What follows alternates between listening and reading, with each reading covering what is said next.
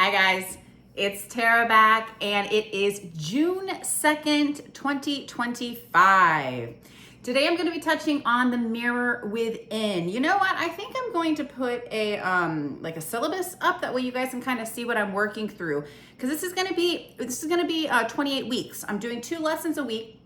Last week I touched on the intro to the awakening journey and then what awakening actually is. Of course, you know, and this is just from my personal experience, from what I've researched and from the different things that I've gotten fed back to me from other people. So we're going to touch on the mirror within. Who am I? And the alchemy of self-inquiry. So yeah, I'm actually going to go ahead and type that up today. That'll be helpful. And so, you know, this is going to be really helppful because next Tuesday we're going to start touching on the ego. And the ego is not a bad thing. It can be bad if it's misused, just like anything. You know, it's a double-edged sword, you know? So let's go ahead and jump into this today. I am in Las Vegas. When I filmed last week, I was in Long Beach, California. And so I've just been getting settled here in Las Vegas. It looks like I will be here for a little bit. I'm excited about that. I'm ready to get plugged in. I've been living like a gypsy here for a little bit, so this is gonna be awesome. You know, and I'm gonna, on all my adventures, I've had to learn a lot about myself, you know. Wow, I can't even go into all of it, but let's just say it's been really, really neat. And of course, my journey has been just covered with things encouraging me. It's been covered with things, you know, helping me along. And so it's been a really, really neat process. So let's jump into the mirror within. You know, there's certain people that we come into contact with that act as a mirror. We look at them, and because of who they are as people, it makes us take a really, you know, hard look at ourselves. But you know what? We need to be doing that with ourselves before we get around people, you know? And so this process for me started after I left my ex-husband. And so I would say about, 3 years ago. And I remember that I was in a hotel room, and I was with a friend, and I sat down in front of the mirror. Actually, I think I posted a picture of it on Facebook. I'll probably have to go back and find it. Maybe I'll do that. And I sat there and I just stared myself in the eyes. And I go, who am I? And I didn't take any lessons around this. There was something that was called, it's like, who am I? And I started looking at myself, and I started asking myself some really, really deep questions. So let's go in here. It's turning inward to meet the self beyond roles, masks, and noise. You know, as a mother, a wife, a daughter, a sister, a this, a brother, a that, you know, there's all these different things, these different roles that we play, you know, and of course, we have to switch in between them depending on how things go.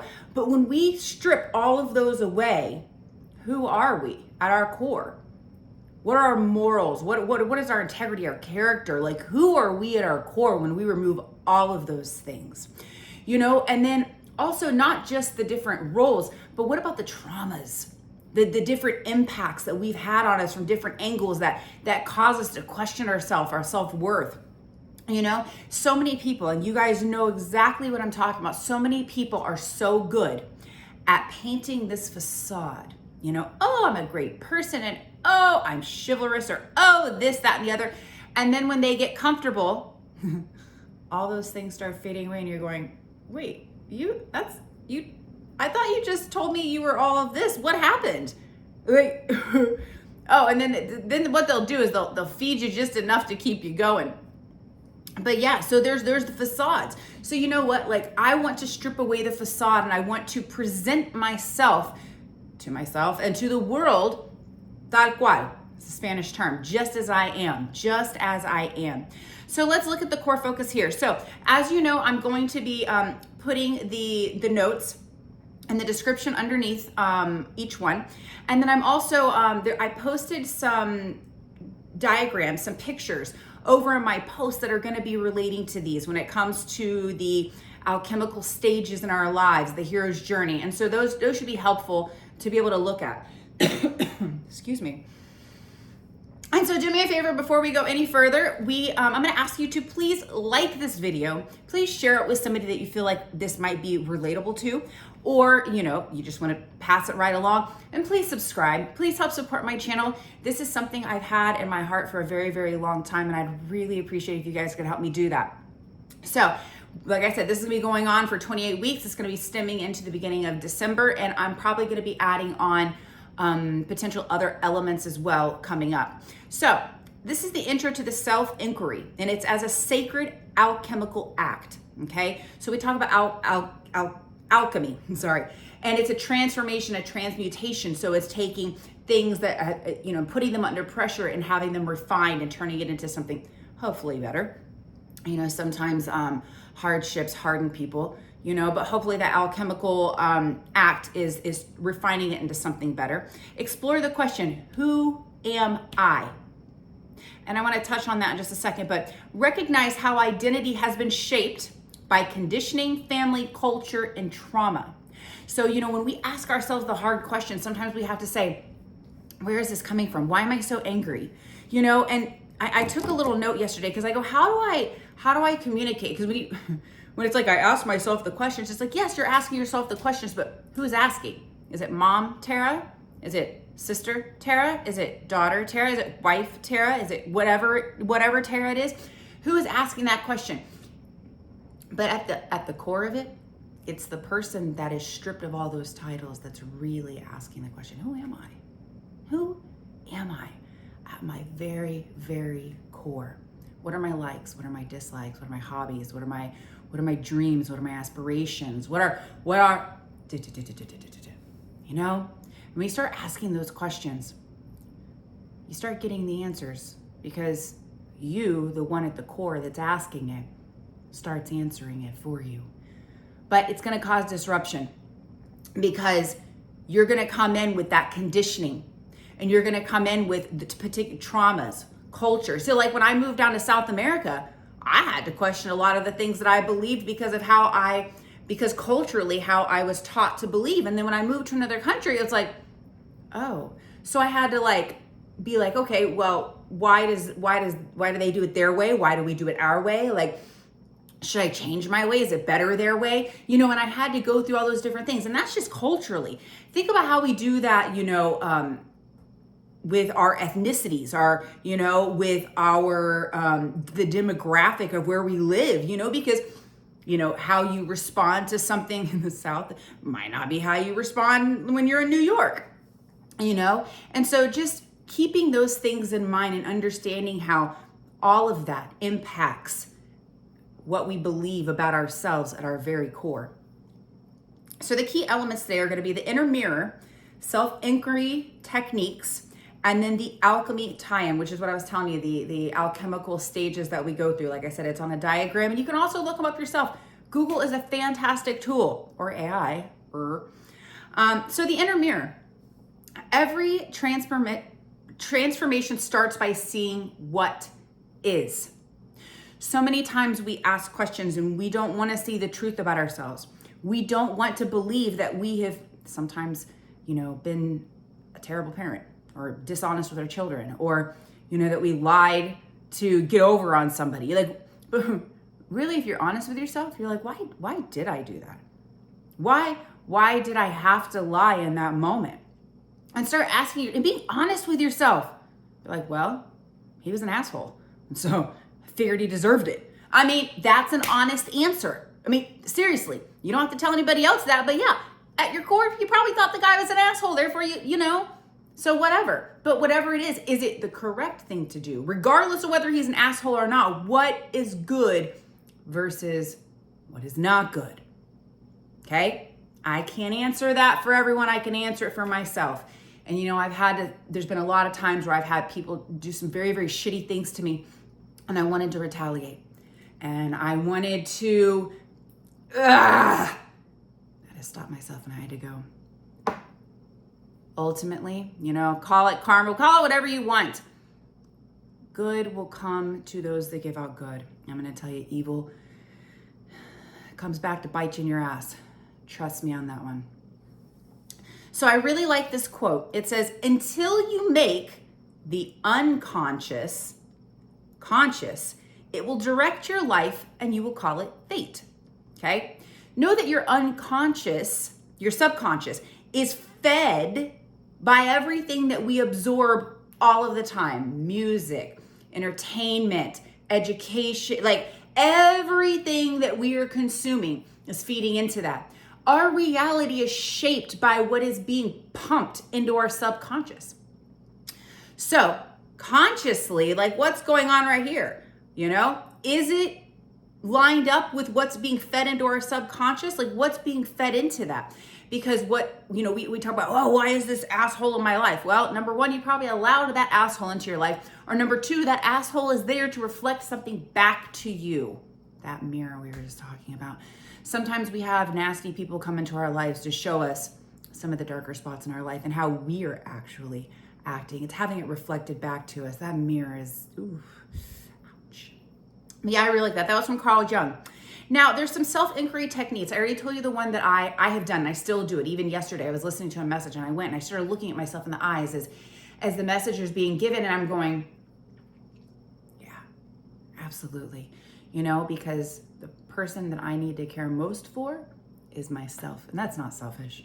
That's self-care. That's self-love. If I can't love myself properly, I can't love everybody else around me. So keep going down. So self-inquiry techniques. So these are journal prompts, excuse me. I'm getting used to the allergens out here. So who am I when nobody is watching?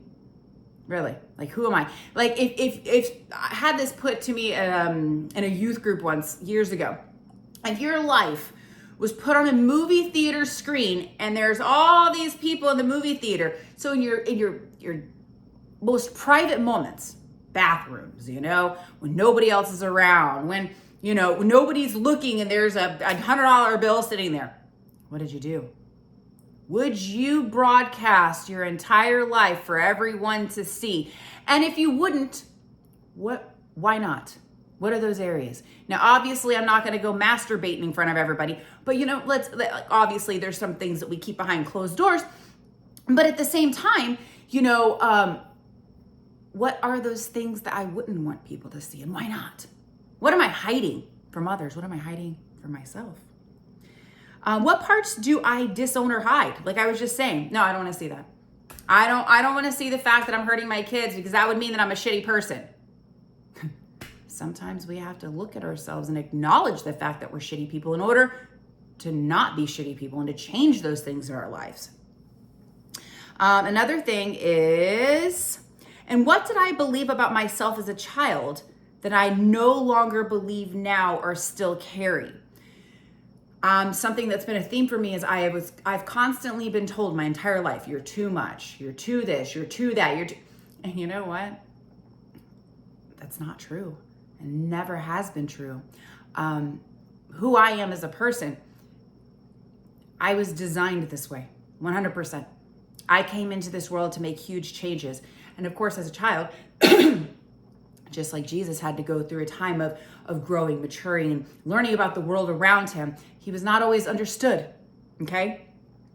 And so, trust me, I'm not trying to put myself on the same category, like Jesus. Actually, I am. I'm not perfect. Jesus is probably a much, much better person, obviously. He lived a perfect life, but his access to God is no more special than the access that I have, And see, that's the message I want to relay to everyone. You guys, you'll understand this. If you are truly in this awakening process, you will start to see how you truly connect to the divine. Absolutely. So those are some different things. So mirror gazing, I talked about that. And then body scan. So I've spoken on a few times about our chakras and our bodies. We have 7 chakras in our body, starting at the base of our spine, our root chakra. Then we have our sacral, our solar, our heart, our throat, our third eye, and then we have our crown chakra. So, when we do a body scan, like where are these aches coming from? Where's the tension? Where's the tightness? Where's the pressure? Where's the, scan your body and start paying attention to it. What are the different things that's going on in my body. And too many times we are not familiar with them, So for example, when your head hurts, don't just pop ibuprofen. I mean, listen, that's a quick fix, but what's wrong with your body? Is it dehydration? Are you not eating well? Are you overheated? Are you, I don't know, are you underneath a lot of stress? Like, what is it? And so you need to act accordingly. It's not just, pop a couple ibuprofen or Tylenol and call it a day and then ignore it. Because what's going to happen is it's going to eventually catch up with you and you could deal with longer term things. Well, it's the same thing with your spiritual body. And you feel your body communicates, your spiritual body communicates through your physical body, okay? So then we're going to go to number 3 underneath the key elements. This is the alchemy tie-in. So when I told you about the diagram that I posted, I put it over there so you can see what I'm talking about. So it's called the Negretto, I guess, in the way they have termed it. And it's facing the shadow self. When we talk about the shadow self, I posted something not too long about the dark night of the soul. It's when we deal with those shadows inside of us. What are the dark spots that we need to change and refine in order to become the better version of ourselves? So those are the shadows that we have to work with, and different religions call it sin or, different things. But like, what are those dark things? And then self-inquiry is the fire that burns away illusions. So when we start asking ourselves these questions, be prepared to be shaken up a little bit if you've never done it before, because you're going to start being like, well, no wonder why Susie doesn't care too much for me, because, it's becoming self-aware. It's becoming more present, more aware of your surroundings. When I walk into a room, I read the room like a book. I can tell where the different things that are going on and the different tensions or the different pleasant or whatever it is going on in the room. I can read it like a book. And when you start understanding yourself on deeper levels, then you start understanding the world around you on deeper levels as well. It's amazing and sometimes scary all at the same time, because then you're like, whoa, ooh. Yeah, all those illusions start fading away. Fear is an illusion, by the way. Absolutely. So down at the bottom, I wanted to put, so at the bottom it says practice. Meet the mini selves, sit down with yourself. Obviously there's going to be moments where like you don't want to cook dinner, but you have to cook dinner. But like, why don't you want to cook dinner? Have you stopped to think about that? What is it? Because you're sad today? Is it because you're tired? Is it because you're exhausted? Is it because you just don't feel like it? Like, what is the reasoning? And when you stop and look at those reasons, you still have to cook dinner. But understanding your emotions and feelings around why you want or not want to do things is going to tie into how you start understanding how you relate to all these different things in your life. Your feelings and your emotions are valid. They are important. We need to listen to them. And if you push them down, they're going to come back. They will. And when they come back, if we choose to ignore them, they're going to come back in probably not such a pretty way. That's what happens when you suppress your emotions. Ask me how I know. So anyway, this is 18, good Lord. So I feel like I'm doing shorter. So I'm going to be recording another video today. That's going to be for Thursday. So I'll be posting this video tomorrow. So I'll be talking about the mind as a tool in my next lesson. And so I don't like how it started off so slow, like intro into awakening, but we're going to be getting into like the meats of this, and it's going to be exciting. So listen, once again, if you haven't liked the video, please like the video. Please share and please subscribe to my channel. And I look forward to more time with you guys. Mwah.